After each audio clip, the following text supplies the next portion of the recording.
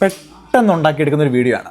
ഇപ്പം തന്നെ ഒരു 15 മിനിറ്റ് മുന്നേ നമ്മുടെ കൈ കിട്ടിയ ഒരു സാധനമാണ് iPhone 16, വെറും 16, 128 GB വരുന്ന iPhone 16 ബ്ലാക്ക് കളർ, 0 സ്ക്രാച്ച്.